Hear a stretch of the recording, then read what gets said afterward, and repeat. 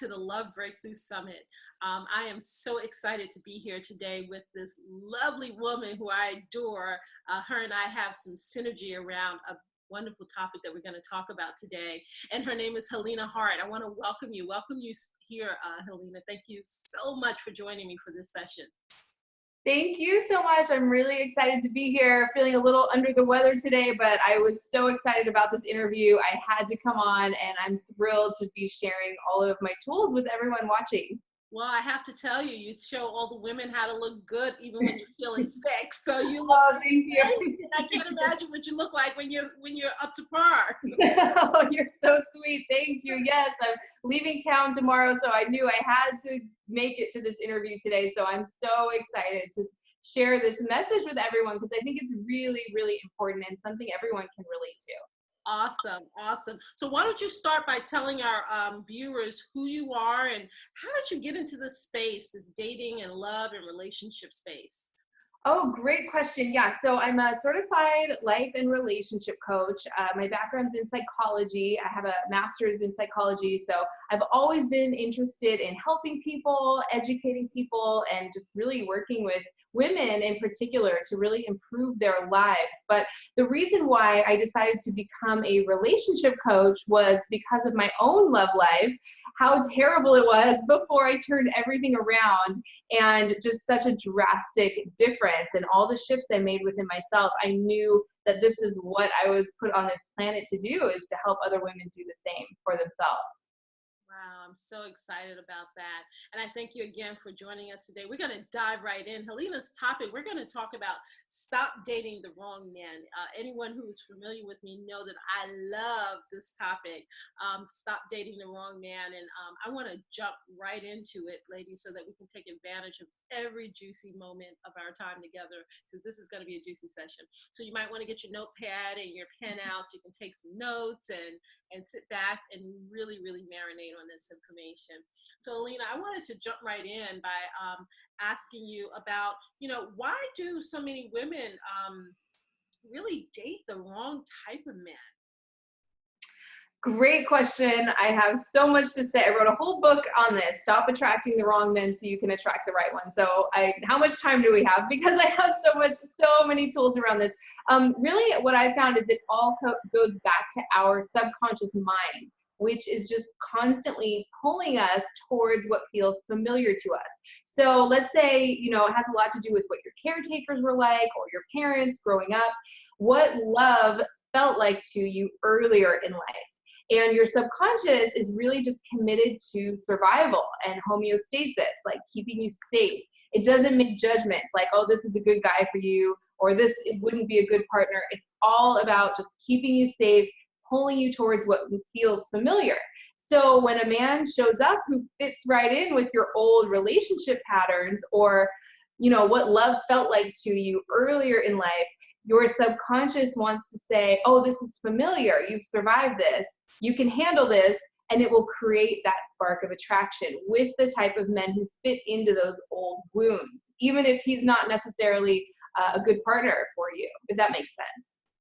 100%. Mhm. But I want to go a little bit deeper for those who are just like tuning in with us and really want to get a good foundation about what we're talking about. So when you're talking about um, earlier in your childhood, the first love you knew, and the old parents and things like that. Let's talk about what you mean when you say the love that we're familiar with as a child, or how do we become familiar with love? What kind of things would happen to cause us to be familiar with the wrong type of men? Great question. One thing I know so many women can relate to is this idea of how hard you had to work for love earlier in life. I know so many of us women who were sort of brought up placing our value and the way we learn how to receive love is all based on what we can do or accomplish or give to someone else. So, the idea of a man just showing up and loving us for who we are, not what we can do or give to him, is such an unfamiliar foreign concept to so many of us women. So that's what can kind of keep us stuck on the type of men who kind of make you feel like you're not quite good enough, or you have to like earn their love.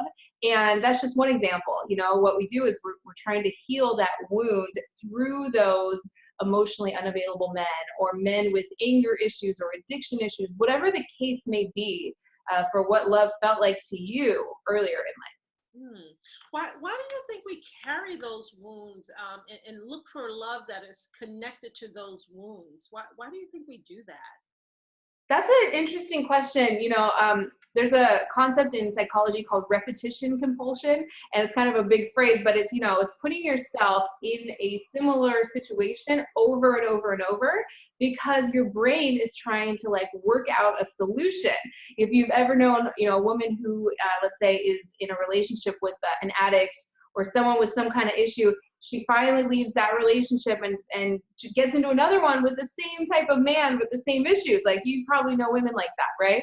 Yeah, they date the Yeah. same kind of men over and over again, Yeah, just a different name and a different face and exactly. personality, same old issue. Exactly.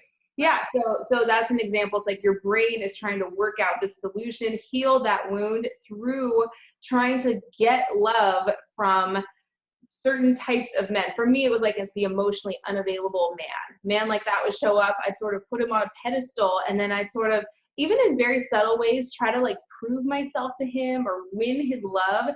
I had it completely backwards. I know that's something a lot of women can relate to as well. Right. And I think along that line, so we end up trying to do too much in our relationship to really get his attention. And I think you mentioned a little while ago about winning the love. Mhm. I guess subconsciously, it sounds like we continue to put ourselves in the same situation over and over again until we actually win at love, or because we think we can change that person, or Yeah, we can win that person's love, that means that we'll prove ourselves worthy of love or valuable. absolutely. Right. Yes. Right. 100%. Yeah, absolutely. I think for like myself, I was trying to like almost prove to myself that I was lovable. You know what I mean? I know so many women are at that place too. Like, if I can get this man to love me, or if I can get this guy to jump over all these obstacles and commit to me or choose me over, you know, all these other women he's, you know, been going out with, that will mean I'm worthwhile. That will mean I'm lovable. But I can tell you from my own experience and the experiences of my clients, that's just not a game you're ever going to win. You have to learn how to get that love from yourself first. Otherwise, it's like, you know, a man could give you some love and validation or approval, and it feels incredible, right?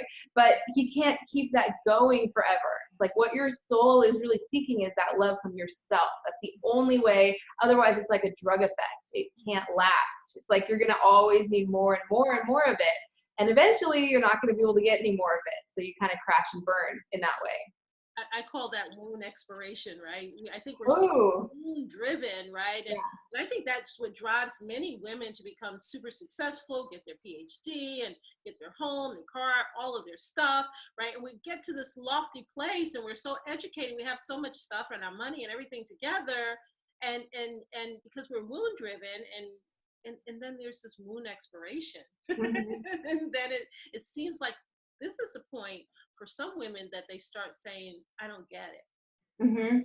What's wrong? What do you see is that's some of what I'm noticing, but I really want your opinion as well of, as why do you think it takes women so long to get to the point where they say, what is going on? Why do I continue in this repetitive pattern over and Right. over again? Because most of them are not educated in psychology. And I have to tell you, even if they are, they Mhm. don't do the therapy on themselves. I've had many psychologists and therapists in my program, and I'm always amazed because they really don't think about those things when it comes to themselves. Why do you think that's so? Oh, it's so true. I've experienced the same thing, and I was there myself. You know, I was the one. After I got my master's in psychology, I enrolled in this PhD program for clinical psychology, and ended up dropping out like a year later because I hated it. But it was this constant, like, okay, if I do this, then I'll be good enough, or this is what I'm supposed to do. If I do this and become successful and doing some noble thing to help people, then a man will see me as worthy. I think a lot of times it's like those behaviors really work in other areas of our lives, in work or in maybe family relationships or volunteering or hobbies, that masculine energy driving us forward really works. But it doesn't work in relationships, doesn't work with men at all. All of that energy we use to like build up our life, which is a great thing, you know, when you're coming from the right place, that just pushes men away, especially masculine energy men. So why do women keep doing it? I think because it works in other areas. You know, it works in other areas, and or they just don't know any other way. I certainly had no idea what I was doing when it came to dating and relationships. And I, you know, my background was in psychology too. Right. And so I guess they figure it works in other areas of their lives. So we'll just go after relationships with that same masculine drive. Hmm.